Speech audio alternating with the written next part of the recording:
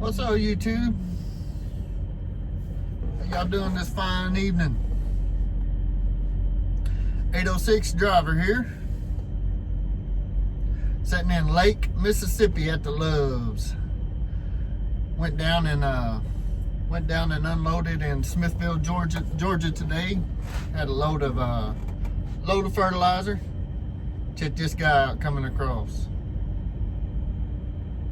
Don't look too fast in the GoPro up there, but something I wanted to talk about here. I was walking around the parking lot out here, the Loves, and I noticed something that I noticed a long time ago. You know, all y'all that follow me know that I do a lot of local work for the most part, but we've been doing these long runs from Texas out to Georgia to Mississippi here lately, and I kind of forgot about it a little bit because I've been away from it a while. I used to be an owner-operator, had my own truck back in 2015, 16, 17. Stuff got kind of slow, made a few bad decisions, ended up having to sell my truck, kind of got out the game. And the plan is, look at this, right here. Man, the plan is, you know, to eventually buy my own truck again. That's what I would like to do. I don't know, got about 18 months left until my boy graduates high school. After he graduates, I think that's what I'd like to go back and do.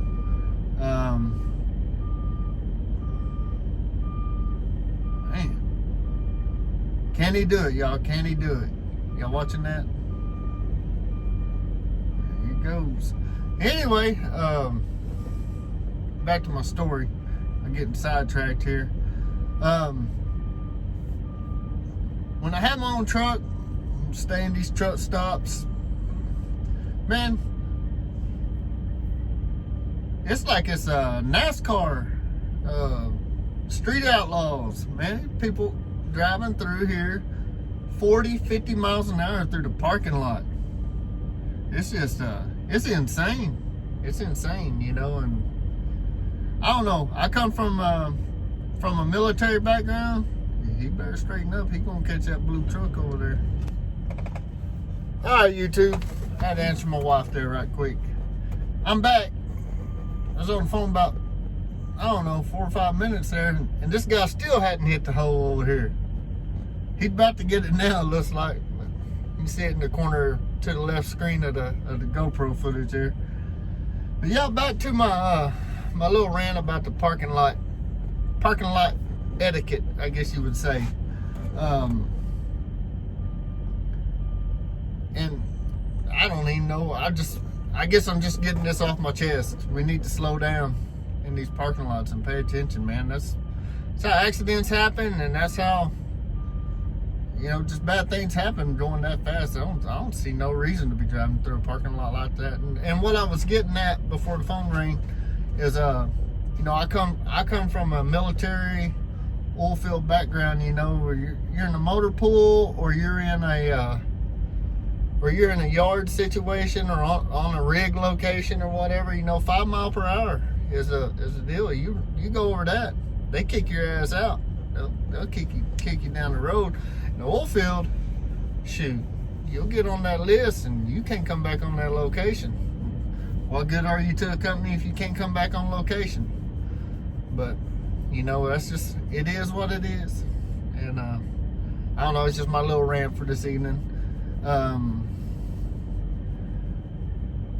just kind of do a check-in here, talk about that.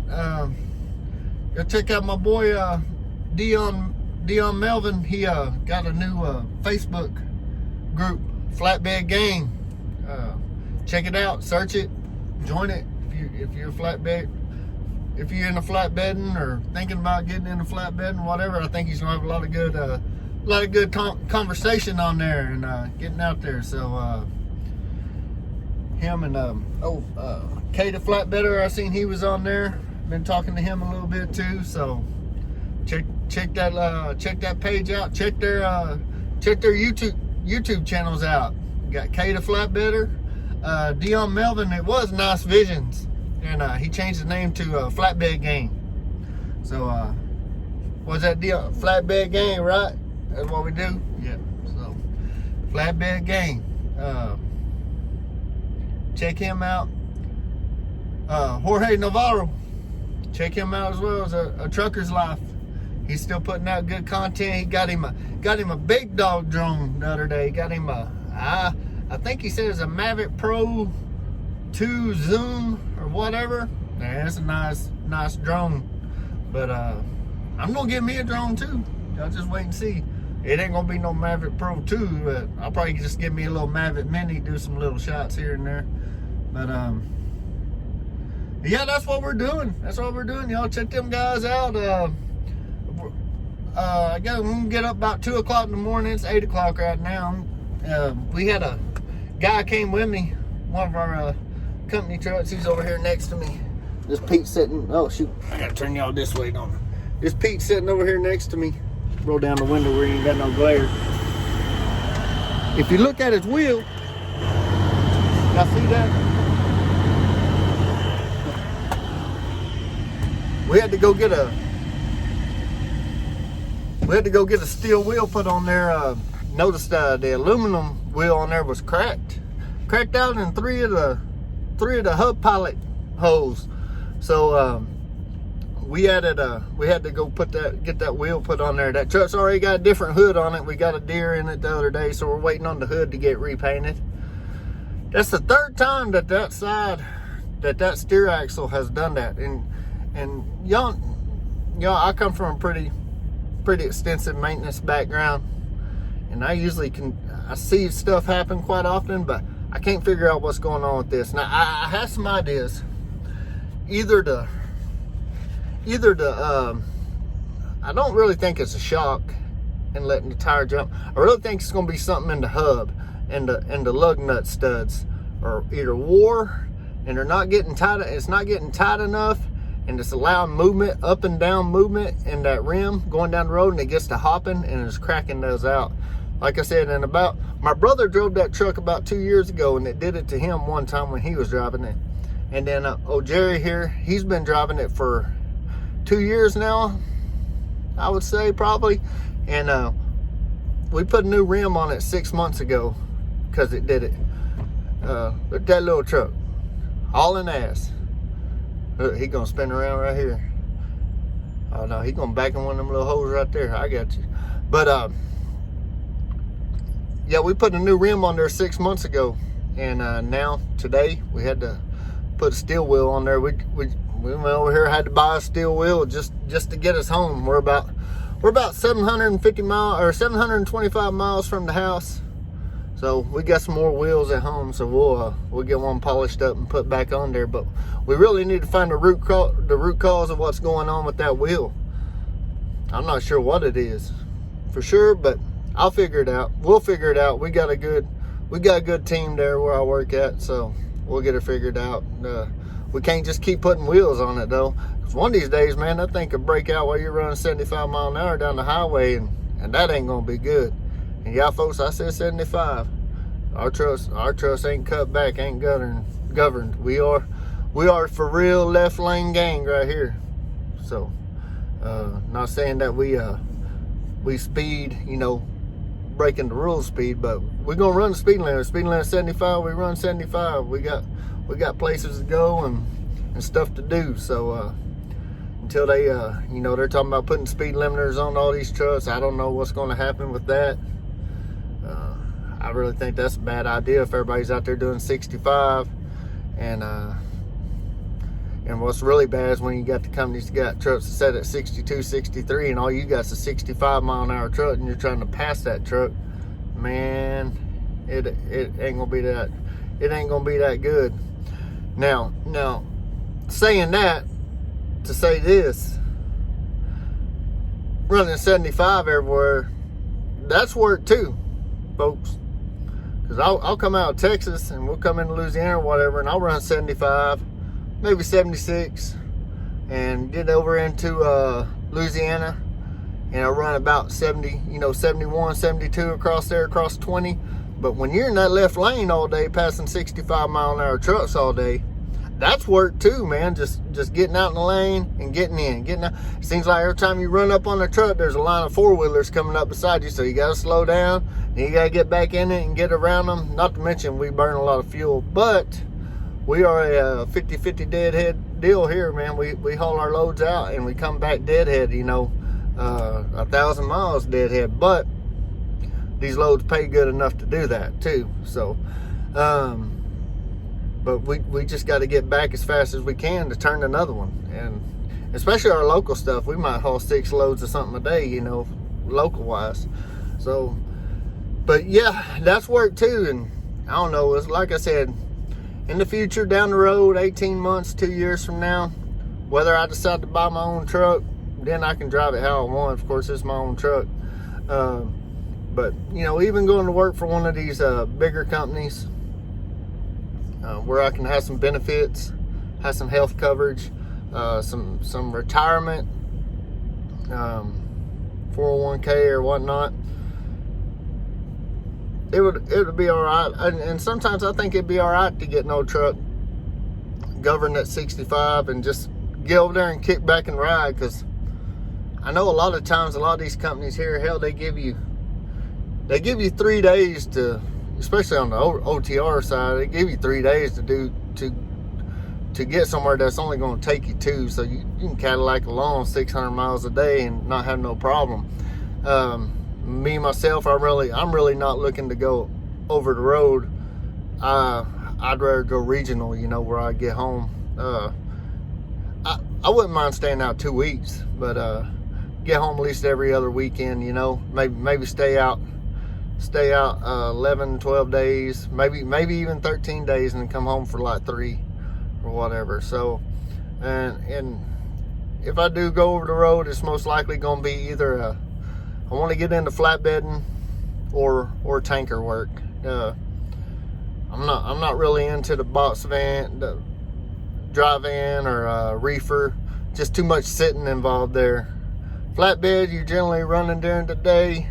Yeah, I know you gotta wait to load and unload sometimes, but a lot of times you get in and out at those type of deals. Same way with the tanker. I mean, sometimes you gotta wait, but usually they're waiting on you for those type of products when you get there. They're waiting to unload you and ready to get you out of there. So versus a drive-in or a reefer where you gotta go check in, go back out to the street, sit out there for 6 hours, get in the door, sit there for 3 more hours, and then that reefer and drive-in freight, a lot of that moves at night. I'd rather be running during the day. Really, I'm not a middle of the day runner. I like to start like at 3 in the morning, 2 or 3 in the morning, and get to the truck stop, 3, 4 o'clock in the afternoon. That's kind of the schedule I like right there. I like to start really early, 11, 14, 11 in, but I'm kind of into that. So, but man, there hadn't been a whole lot of trucks go right in front of me here. I'm going to double screen this when I post it, but I was hoping I'd catch some trucks hauling ass by here so I could kind of make my point. But all y'all been out here doing this, y'all know what's up. Y'all seen it. Y'all seen it plenty of times. So I'm just rambling here, y'all. I hadn't done a video like this too much. Just some things that are on my mind here. I was going to just kind of let y'all see what y'all think. Leave some comments down below. I got some pretty good commenters already, and just let me know what y'all want to see. I got some local fertilizer. Kind of let y'all know what I know of that I have coming up. We got some local hauls of some fertilizer coming up. We'll get some footage on that. I know we got some dirt work. We got build some pads for some houses. They call them barn dominiums. They're like a big old barn, but they're making houses out of them. So we got build the pads for a few of those. What else we got going? If we get slow enough, talking about hauling some fuel, I might go and start hauling a little bit of fuel. We've kicked that around.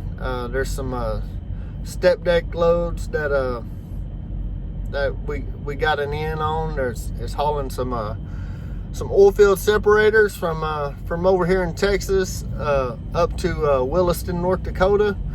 it's still a little bit too much in the winter time to be doing that, I think, right now. So I think we're gonna, but and that's just something if we get slow doing everything else we're doing. But I really don't think we're gonna get that slow. And these long run fertilizer runs, we're still gonna have those going as well. There goes a flatbed gang right there, getting some shingles, loaded shingles. But there's a nice old. I'm not just real big on Freightliners, but there's a 2 down from me here is a Coronado. It's like it'd be like an 07 and older, probably about a 06, 07 model. And my favorite color of a truck is green and black. That lime green and black, I love that combination. That's why you always see me with the lime green hat, and I like that color combination right there. He's pulling one of them Conestoga trailers. Says zombie chaser on the back of a sleeper. It's pretty sharp though, pretty good looking truck. So we got some more flatbed gang over there. I got a good old Springfield Prime Inc. Roadblock. That's what I call them, Roadblock. Out there running 58 miles an hour. But got a flatbed right here next to me, and been seeing a lot of these out this way too. Jordan, Deon, y'all might know a little bit about them, Kay.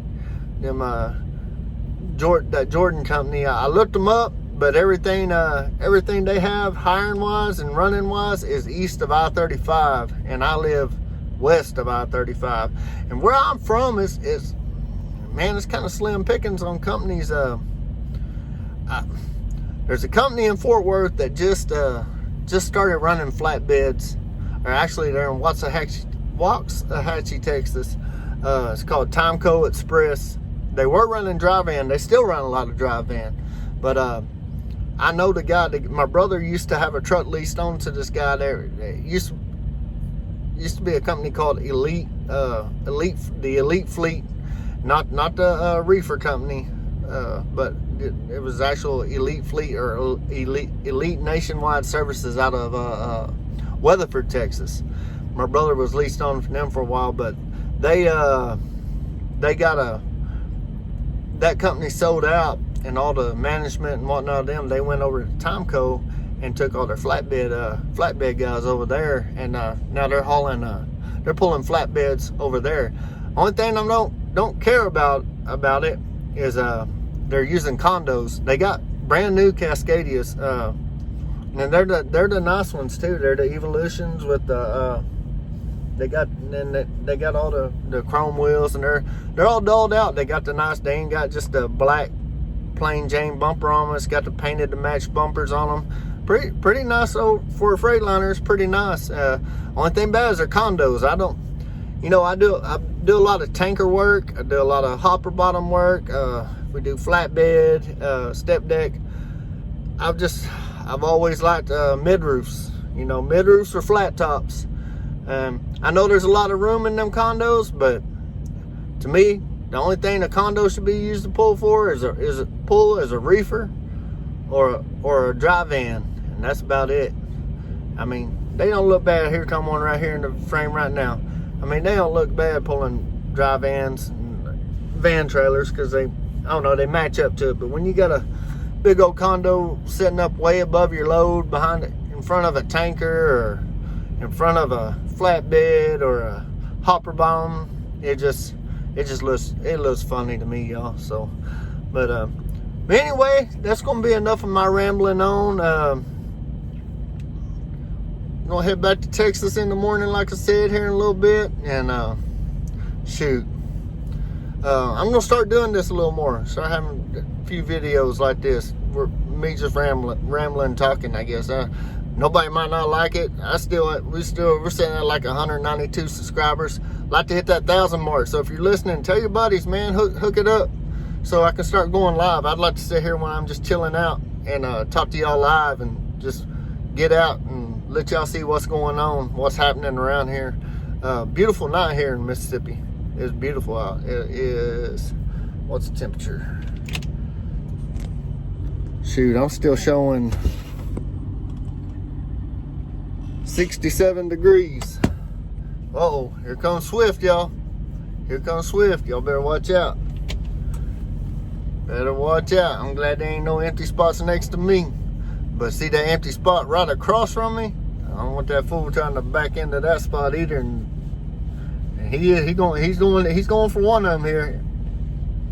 If he's going for the one between that yellow Volvo and that white Freightliner, that's where he's going. Let's see how he does, y'all. I'll talk while he's backing in. Let's see how he does. I had one more thing I was gonna cover anyway. I had a few people hitting me up on social media, not necessarily on YouTube, but on social media about, man, I see you pulling a step deck. I see you pulling a tanker, pulling a rock bucket. Right, we call them rock buckets. That's slang. Belly dump. Pulling a belly dump. Man, what all do y'all do? So I'm gonna do a yard tour one day and kind of show y'all all the equipment we have and all the types of trailers we pull. And I was telling my boy Deon the other day on Facebook, you know, we was talking about all the trailers and this and that. But, you know, the money ain't in the truck, y'all. The money ain't in the truck. The money's in what hauls the freight, and that's your trailer. So, you know, most people have to kind of be dedicated to one kind of freight and stay hooked up. But the way we run, local and doing a bunch of regional stuff, shoot, we got all kinds of trailers, man. We can haul anything. And we got a few. We got 2 step decks, 3 hopper bottoms, 1 RGN. We have 5 tankers. Now we're down to 3. We got 3 tankers. We got 3 walk-in floors. And I'll show y'all. A lot of y'all folks might not know what a walk-in floor is. I'll do a demonstration on that.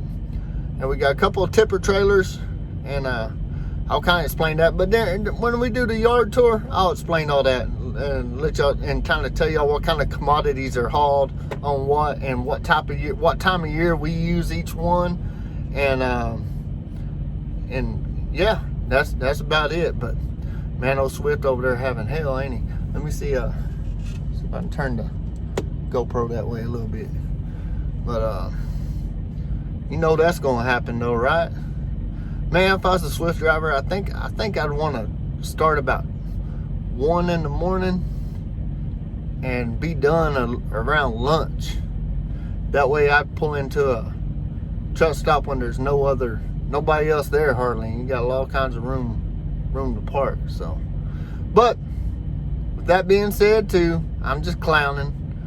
We all had to start somewhere. There was a time when I couldn't bag for nothing either. I was about 10, but ain't everybody fortunate enough like I was to be raised up on a farm or around a farming community and always backing up trailers and everything. So I could back stuff up. Man, back when I was in high school, we used to, a bunch of us had little jet ski trailers and stuff and go to the lake. And all my buddies, we'd go to the lake. I was the one that always had to back everybody's either boat or jet ski trailers back down into the water. Nobody else could do it. But I've been rambling on here, hell, about 20 minutes on this one. And before my wife called a while ago, Miss 806, shout out to Miss 806.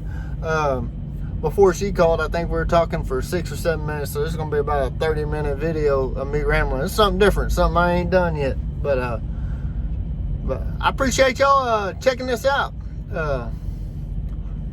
If you're new, thanks for subscribing. If you've been here with us, thanks for being back. Thanks for coming back. Thanks for hanging out with us. I appreciate it. I think the channel's growing. I feel like it's growing. I feel like we're doing good. I feel like I'm talking better. I'm conveying myself a lot better than what I was at first. I know, to me, I sound funny. I was talking to Jorge, George over there at Truckers Life the other day and talking about how I sound and everything, and I listen to myself talk back. I know I'm country as heck, country as all get out, but it is what it is. And well, old Swift made it in there. I bet that old guy was mad right there. He was sitting there waiting the whole time for him to get out the way. Hurry up and wait, like the army. Hurry up and wait. But enough of me. 806 driver. B&B Trucking. Man, I gotta say something else. Look at this old FLD flat top right there. You know, those trucks right there, that one's, there ain't much to that one right there. Got some steel wheels on there, everything, but them old trucks will look pretty cool if you know what you're doing with them.